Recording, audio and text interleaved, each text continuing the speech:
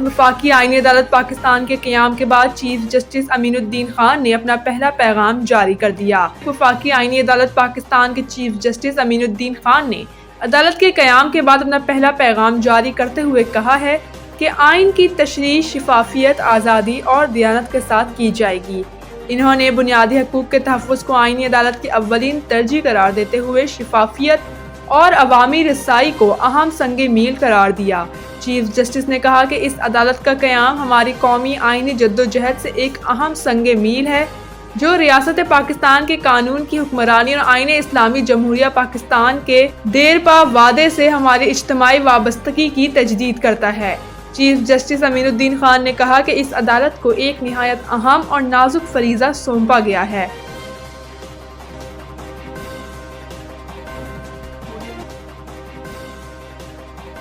فیصل آباد کے علاقے ملک پور میں کیمیکل فیکٹری میں گیس لیکیج کے دھماکے سے ہلاکتوں کی تعداد 15 ہو گئی۔ ملک پور میں واقع فیکٹری میں ہونے والے دھماکہ اس قدر شدید تھا کہ فیکٹری زمین بوس ہو گئی اور اس میں آگ لگ گئی، جبکہ ملحقہ مکانوں کی چھتیں گر گئی۔ ریسکیو حکام کا کہنا ہے کہ واقعے کی اطلاع ملتے ہی امدادی کارروائیاں شروع کر دی۔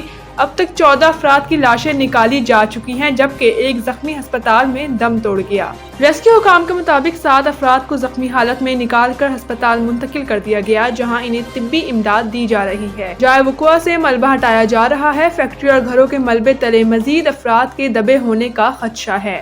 کمشنر فیصل آباد کا کہنا ہے کہ ابتدائی تفتیش میں یہ بات سامنے آئی ہے کہ فیکٹری میں دھماکہ گیس پائپ لائن پھٹنے کے نتیجے میں ہوا۔ ملک پور میں 4 فیکٹریاں ایک ساتھ منسلک ہو کر کام کر رہی تھی۔ زیادہ جانی نقصان فیکٹری سے جڑے گھروں کے رہائشیوں کا ہوا۔ کمشنر کے مطابق واقعے کی تحقیقات کے لیے 5 رکن کمیٹی قائم کی جا رہی ہے۔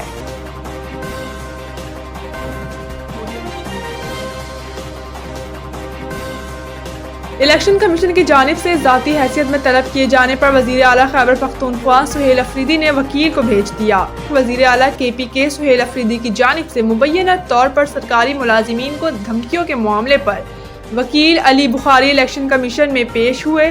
چیف الیکشن کمشنر کی سربراہی میں 4 رکنی بینچ کے روبرو ایڈوکیٹ جنرل KPK بھی پیش ہوئے۔ وکیل علی بخاری نے بینچ کو آگاہ کیا کہ ایک ہی وقت میں DRO نے نوٹس کر رکھا ہے، ایک ہی وقت میں 2 جگہ سے نوٹسز ہوئے ہیں۔ الیکشن کمیشن بینچ کے ممبر KPK نے ریمارکس دیے کہ جو یہاں پیش نہیں ہوئے وہ وہاں کون سا پیش ہوئے ہوں گے۔ علی بخاری نے کہا کہ یہ بات کرنا زیادتی ہے، قانون کے مطابق میں وزیر اعلیٰ کی نمائندگی کر رہا ہوں۔ چیف صاحب اپنے ممبر کو بتائیں کہ کیسے ریمارکس دینے ہیں۔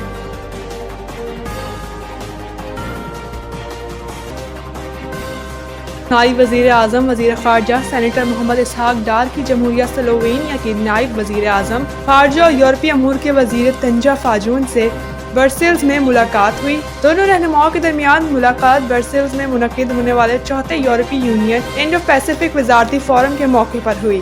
دوران ملاقات پاکستان اور سلووینیا کے درمیان 2 طرفہ تعلقات کے ساتھ ساتھ یورپی یونین کے وسیع تر فریم ورک کے اندر تعاون کو وسعت دینے کے حوالے سے تبادلہ خیال کیا گیا۔ پاکستان اور جمہوریہ سلووینیا کے مابین باہمی دلچسپی کے مختلف شعبوں میں تعاون کو بڑھانے کے عزم کا اظہار کیا گیا۔ فریقین نے پاکستان اور سلووینیا کے مابین تجارتی اور اقتصادی تعاون کو بڑھانے پر زور دیا۔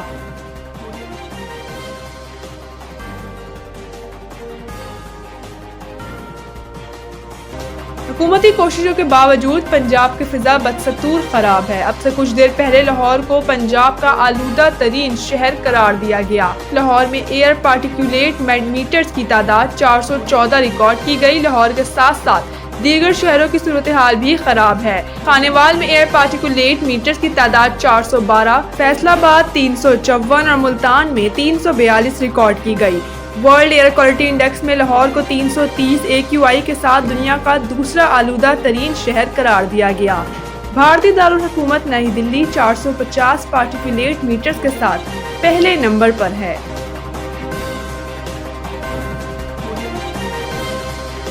پاکستان سپر لیگ کی 2 نئی ٹیموں کی نیلامی آئندہ سال 6 جنوری کو ہوگی۔